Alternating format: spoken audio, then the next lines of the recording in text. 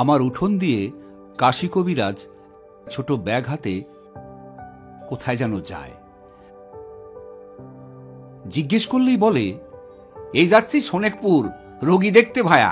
একদিন বললেন, নৈহাটি যাচ্ছি রোগী দেখতে, সেখান থেকে শ্যামনগর যাব। সেখানেও আপনার রোগী আছে বুঝি? সব জায়গায়, কলকাতায় মাসে 2 বার জাতি হয়। আমার হাসি পায়। কাশী কবিরাজ আমাদের গ্রামে বছরখানেক আগে পাকিস্তান থেকে এসে বাসা করেছেন। জঙ্গলের মধ্যে একখানা দোচালা ঘর, আম গাছের ডালপালায় ঢাকা। দিনে সূর্যের আলো প্রবেশ করে না। ছেঁড়া কাপড় পরে কাশী কবিরাজের বউকে ধান সেদ্ধ করতে দেখেছি। এত যদি পসার, তবে এমন অবস্থা কেন? একদিন আষাঢ় মাসের মাঝামাঝি আকাশে ঘন মেঘ এসে জমল। বৃষ্টি আসে আসে। কাশী কবিরাজ দেখি আমার উঠোন দিয়ে হনহন করে চলেছে ব্যাগ হাতে। ডেকে বললাম, ও কবিরাজ মশাই, আরে শুনুন শুনুন, কোথায় চললেন? বৃষ্টি আসছে তো। একটু রানাঘাট যেতাম, এই ট্রেনে। রোগী ছিল। কে রোগী? একজন মাদ্রাজি, পা ফুলে বিরাট হয়েছে। সব ডাক্তারে জবাব দিয়ে দিয়েছে। 3 বার এক্সরে করতে গেছিল। আমি বলেছি, ওসব এক্সরে টেক্সরে আমার কাছে লাগবে না, আমার মুখই এক্সরে। আমার হাসি পেল। নিজের যদি অত গুণ, তবে দোচালায় বাস করো কেন জঙ্গলের মধ্যে? লম্বা লম্বা কথা বললেই কি তোমাকে বড় কবিরাজ ভাববে? একটু চা খান দাদা। তা খাওয়াও ভাই, বৃষ্টি এলো। একটু বসেই যাই। আপনার পসার তাহলে বেশ বেড়েছে? বাড়বে কি ভায়া, বরাবর আছে। আমার তান্ত্রিক কবিরাজি, যা কেউ সারাতে পারবে না তা আমি সারাবো। বলেন কি? এই জন্যই তো আমার পসার, শুধু ঝাড়ানো কারানো। ঝাড়িয়ে রোগ সারিয়েছেন? আরে এ পাগল বলে কি? আরে বড় বড় রোগ ঝাড়িয়ে সারিয়েছি। তোমরাই ইংরেজি লেখাপড়া জানো কি না? সমস্ত অবিশ্বাস করো জানি, ভূত মানো। এই রে, ঝাড়ফুঁক থেকে এবার ভূত প্রেতে এসে পৌঁছল। কাশীনাথ কবিরাজ অনেক কিছু জানে দেখছি। যদি বলি মানি নে, তা তো বলবাই। ইংরাজি পড়াতে তোমাদের ইহকালও গিয়েছে, পরকালও গিয়েছে। রাগ করো না ভায়া, যা সত্যি তাই বললাম। তাহলে একটা গল্প বলি, শোনো, আমার নিজের চোখে দেখা। খুব বৃষ্টি এসে চারিদিক অন্ধকার করে এলো। কাশীনাথ কবিরাজ তার গল্প আরম্ভ করলেন। কাশীনাথ কবিরাজ তান্ত্রিক মতে চিকিৎসা করেন বলে অনেক দূর দূর থেকে তার ডাক আসে। আজ বছর 10 আগে হরিহরপুরের জমিদার শিবচন্দ্র মুখুজ্জের বাড়ি থেকে তার ছেলের চিকিৎসার জন্য কাশীনাথের ডাক এলো। আগে কখনো সেখানে গিয়েছিলেন আপনি? না, তা যায়নি। নাম জানতেন? খুব। আমাদের ওদেশে হরিহরপুরের জমিদারের নাম খুব প্রসিদ্ধ। যখন গিয়ে পৌঁছলেন তখন বেলা কত? সন্ধ্যের কিছু আগে। তারপর শোনো, কাশীনাথ ওদের বাড়ি দেখে অবাক হয়ে গেল। সেকেলে নাম করা জমিদার, মস্ত বড় দেউরি, 2-3 মহল বাড়ি। দেউরির পাশে বৈঠকখানা ঘর, তার পাশে একটা বড় বারান্দা, ওদিকে ঠাকুর দালান, বাইরের আসমঞ্চ, দোলমঞ্চ। তবে এ সবই ভগ্ন প্রায়, পূর্বের সমৃদ্ধি ঘোষণা করে দাঁড়িয়ে আছে মাত্র। বড় বড় বট অশ্বত্থের গাছ গজিয়েছে বাড়ির গায়ে। মন্দিরের চূড়োর ফাটলে বন্য শালিকের গর্ত, কাঠবিড়িলির বাসা। সামনে বড় একটা আধমজা দিঘি, পানায় ভর্তি। সন্ধ্যার কিছু আগে সেই মস্ত বড় পুরনো ভাঙা বাড়ি দেখে কাশীনাথের মনে কেমন এক অপূর্ব ভাব হলো। কি ভাব সে তোমারে বলতে পারিনি ভায়া। ভয়ও না, আনন্দও না। কেমন যেন মনে হলো এ বড্ড অপয়া বাড়ি, এ ভিটিতে পা না দেওয়াই ভালো আমার পক্ষে। তোমার হবে না, কিন্তু আমার হয় বাপু। এমনি অন্য কোথাও হয়েছে, আরো দু একবার হয়েছে এমনি, কিন্তু সে কথা এখন আনবার দরকার নেই। তারপর বলি, শোনো না। তারপর কাশী কবিরাজ সেখানে গিয়ে রোগী দেখলেন। 10 বছর বয়সের একটি ছেলের টাইফয়েড জ্বর, খুব সংকটাপন্ন অবস্থা। কাশী কবিরাজ গিয়ে তান্ত্রিক প্রণালীতে ঝাড়ফুঁক করে শেকড় বাকড়ের ওষুধ বেটে খাওয়ালেন। রোগী কিঞ্চিত সুস্থ হয়ে উঠল। অনেক রাত্রে কাশী খাওয়া দাওয়া সেরে দেউড়ির পাশে বৈঠকখানা ঘরে এসে দেখলেন সেখানে তার জন্য শয্যা প্রস্তুত, উৎকৃষ্ট শয্যা। দামি নেটের মশারি, কাঁসার গ্লাসে জল ঢাকা আছে, ডিবের বাটিতে পান, সব ব্যবস্থা অতি পরিপাটি। বড় লোকের বাড়ির বন্দোবস্ত। হাজার হোক বনেদি ঘর তো, অবস্থা যতই খারাপ হোক পুরনো চালচলন যাবে কোথায়। কাশী কবিরাজ বেশিক্ষণ শোয়নি।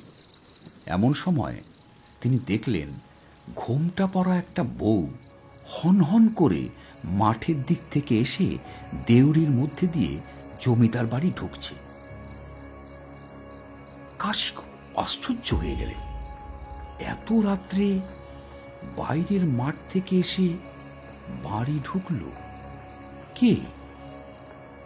ভদ্রলোকের ঘরের সুন্দরী বধূ বলেই তো মনে হল, যতটুকু দেখেছে তা থেকেই। যাক, সে এসেছে কবিরাজি করতে, অত শত খোঁজে তার কি দরকার, যে যা ভালো বোঝে করুক। রাত তখন কত? রাত 1টার কম নয়, বরং বেশি হবে। যেদিক থেকে এলো সেদিকে কোনো লোকালয় নেই। না মশাই, ফাঁকা মাঠ অনেকখানি পর্যন্ত, তারপরে কোদালে নদী।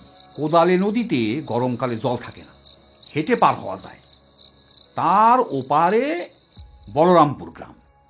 বাড়ির মধ্যে ঢুকে যাবার সময় অন্য কোনো লোক সেখানে ছিল না? আপনাকে টের পেয়েছিল? কোনো দিকে না আসে হনহন করে বাড়ির মধ্যে ঢুকে গেল। কাশী কবিরাজ নির্বিরোধী ভালো লোক। তিনি জলের গ্লাস তুলে খানিকটা জল খেয়ে মশারি খাটিয়ে শুয়ে পড়লেন। কিন্তু নানা চিন্তায় ঘুম আর আসে না। বিছানায় শুয়ে এপাশ ওপাশ করতে লাগলেন।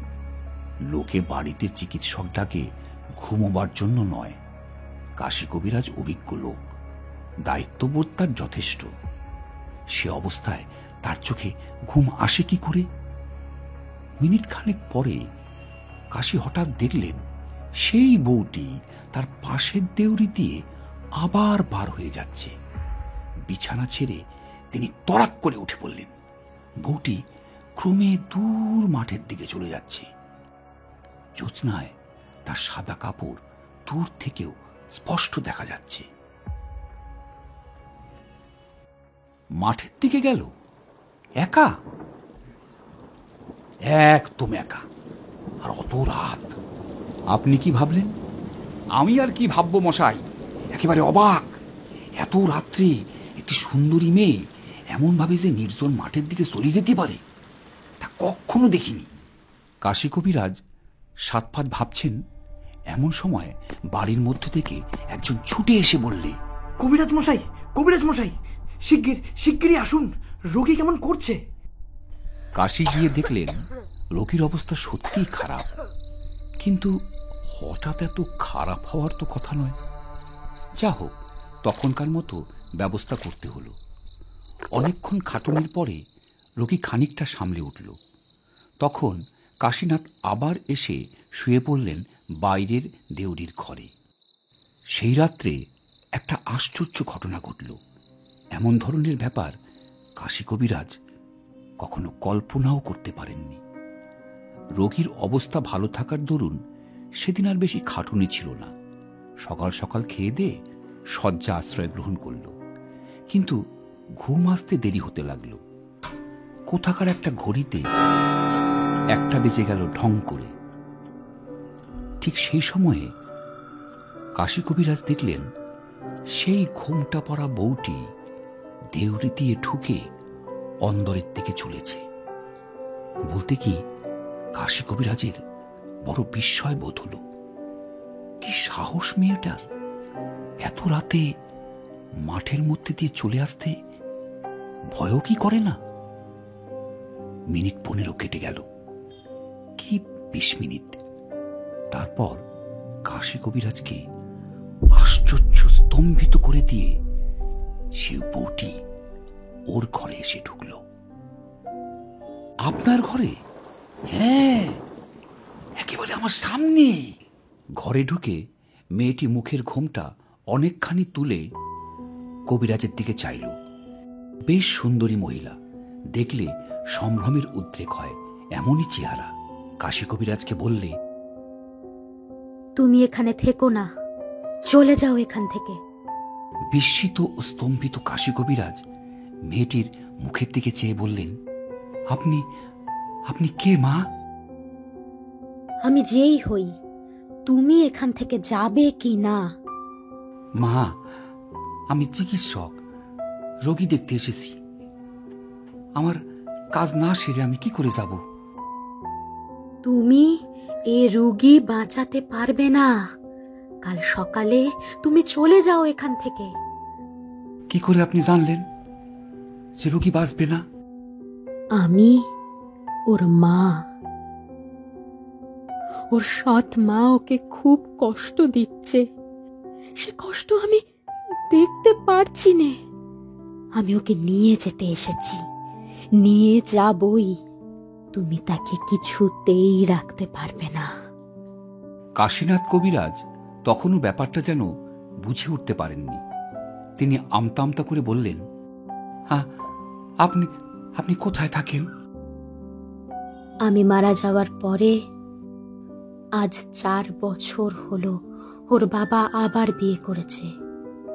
আমার সেই সতীন ওকে বড় যন্ত্রণা দিচ্ছে। আমি সেখানে শান্তিতে থাকতে পারি না। খোকা আপন মনে কাঁদে, আমি শুনতে পাই। ওকে আমি নিয়ে যাবই। তুমি কেন অপযশ করবে? ঘরের ছেলে, ঘরে ফিরে যাও। কাশীনাথের সমস্ত শরীর হিম হয়ে গিয়েছে যেন।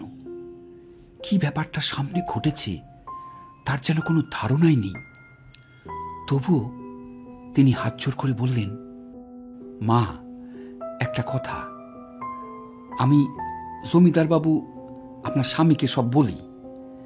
তিনি তার ছেলেটিকে বড় ভালোবাসেন।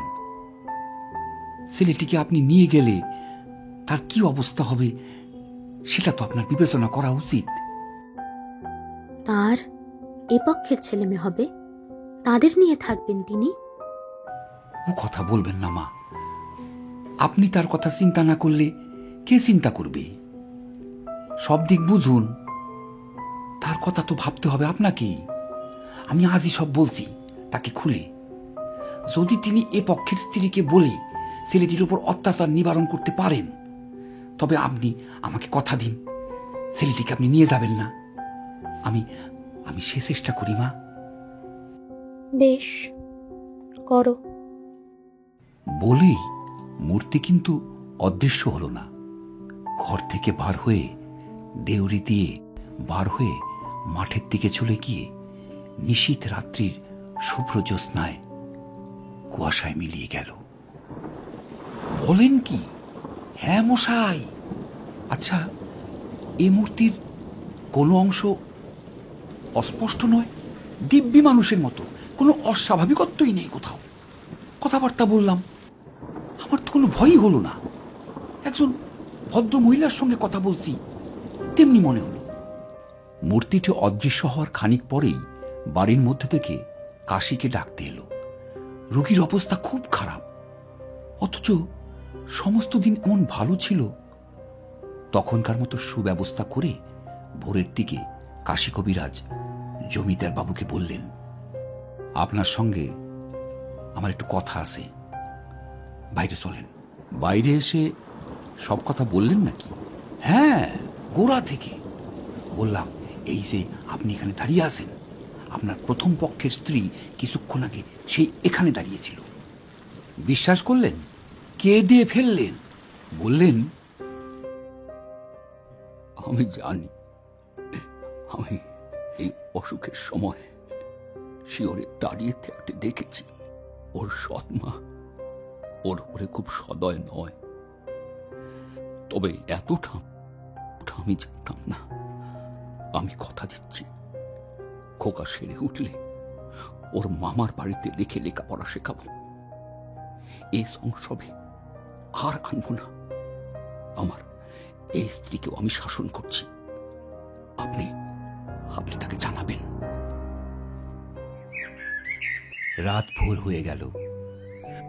রোগীর অবস্থা ক্রমশ ভালো হয়ে উঠতে লাগলো। 11 দিনের পর কাশী কবিরাজ পথ্য দিলেন তার রোগীকে। ওর মাকে আর দেখেননি? আসেননি আপনার কাছে? না। আমাদের ভিডিওগুলো যদি আপনাদের ভালো লেগে থাকে, অবশ্যই চ্যানেলটিকে সাবস্ক্রাইব করবেন, লাইক, কমেন্ট এবং শেয়ার করবেন। আর হ্যাঁ, পাশে থাকা বেল বাটনটিকে প্রেস করতেও ভুলবেন না। তাহলে আমরা আপনাদের জন্য নিয়ে আসা ভিডিওগুলোকে সঠিক সময়ে আপনাদের কাছে পৌঁছে দিতে পারব। দেখা হচ্ছে নতুন কোনো ভিডিওতে। ধন্যবাদ।